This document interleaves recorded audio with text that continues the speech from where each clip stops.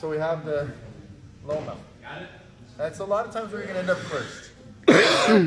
Feet low, and you're going to probably be on your hands. Because a lot of times when you first mount, this is going to be your more stable position. You know, because they're going to freak out at first a lot of times because they don't want to be mounted. Whether they've been training or not, like they're going to try and escape very quickly while they can. So the thing that we're doing, look, I'm locking my feet underneath if I can. That helps control the hips. And I'm going to pull my heels up to my butt. Okay? I want to try to pull my heels to my butt. Now, I'm a little bigger and stronger, so I'm actually thinking I'm pulling her feet off the floor when I do it. That usually won't happen. I just happen to be a little larger than her. But that's the concept, so I guess that actually is helpful. It really illustrates the point. When you pull your heels to the butt, it keeps your hips anchored to their hips. So a lot of people just want to lock their feet and you kind of leave them dead. You want to be lazy with them. This is less work. I don't have to engage my hamstrings. I'm doing it. Problem here is when she bridges and starts to push on my hips, if I'm not, see, like she's creating space between us and I'm sliding down her body already. Because I'm not attached to her hips, because I have nothing anchoring me. But if I pull my heels to my butt, now try and do that. Like she can barely move me. Because when I pull my heels up, it pulls my hips down. It's basically like I'm pulling my butt to my heels through her. So it anchors my hips to her hips, and it makes it really difficult to get space between us. So a really important concept, if you can lock those feet and pull them to your butt, and keep like that constant, like a contraction. You know, your hamstrings get a little tired, but you don't have to do this all day. You're just gonna do it until they relax, until they stop trying to buck you off. I promise you, you can hold your heels to your butt longer than she can bridge, right? She's only gonna bridge for like 30 seconds, and she's gonna get tired. I can hold my heels to my butt longer than that, you know, even if I'm not trying, like if I don't train it every day. Because we just got to do it long enough to get her to stop acting, or whoever that we're mounted, to stop trying to force you off with everything they have. Because in the beginning, it's like riding a bull. It's gonna be wild, and then if you can ride long enough, they get tired. You know, same concept in this. So I want to make them tired. And if it's like something where we want to throw striking and stuff too, being able to control that position, you could be hitting while controlling from there. It's a strong position because if I don't pull my heels to my butt, I have to put my hands on the floor. My hands are supporting me right now. If I didn't, I would fall forward.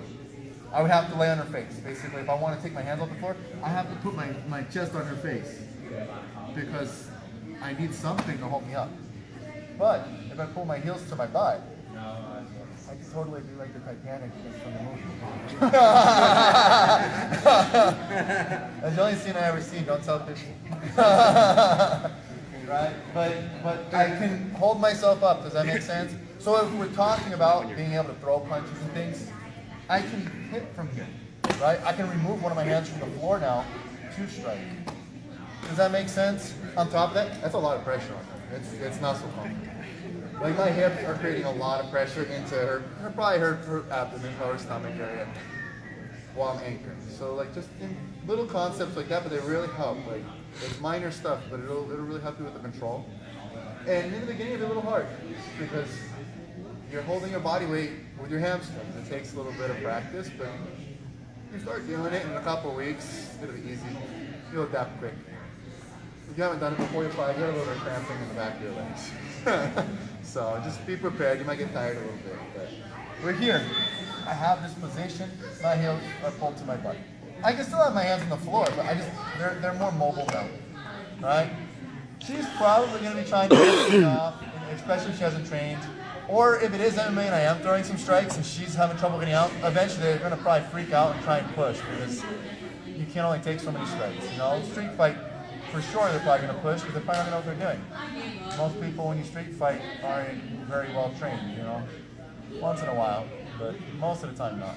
So if she's like pushing and stuff here, especially if she's really strong, like, you know, there's some people who, like Sam, who like pushing really strong, you know, Dylan, Brandon, you know, I think that's some people like when Big Josh is here, a guy like benches like 500 pounds. Jose, I don't know what he does, he feels like he benches 500 pounds. You know, you get those guys, and like I've literally been thrown off with a bench press. Because if you try to resist here, like she's really strong here too, she's holding me up no problem.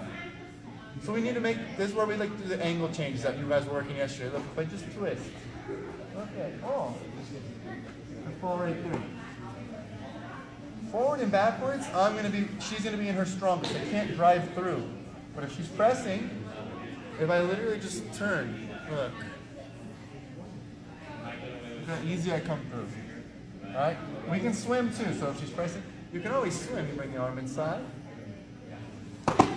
Alright, we come through.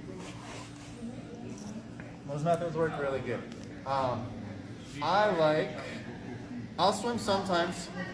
I actually prefer to do the angle if I can, if that will collapse an arm, and a lot of times it will. If they're really strong, you may have to swim. It'll get you through. But I like to do the angle across because when they press, if I can angle across, a lot of times look how her arm lands. It actually lands me in maybe a position to start attacking that arm, you know, isolating it to their head, across their body. I may get a few more options for attacks out of it. Whereas if I swim, there's still things I can do. I can go to high mount, there's a lot of stuff I can do. But I like that pressure with the arm smashed in, so that might just feel more stable there. I can take my time, I'm not in a rush. But a lot of stuff we can do. So you're gonna grab your partner, we'll warm up here. She's here, whoever's under you. I have my heels to my butt. Actually, we'll do the Titanic. Come good, she's pressing. Right, practice going where we turn our body to come through. Then also, where we swim. When we swim, one arm then the other. A lot of people want to do this.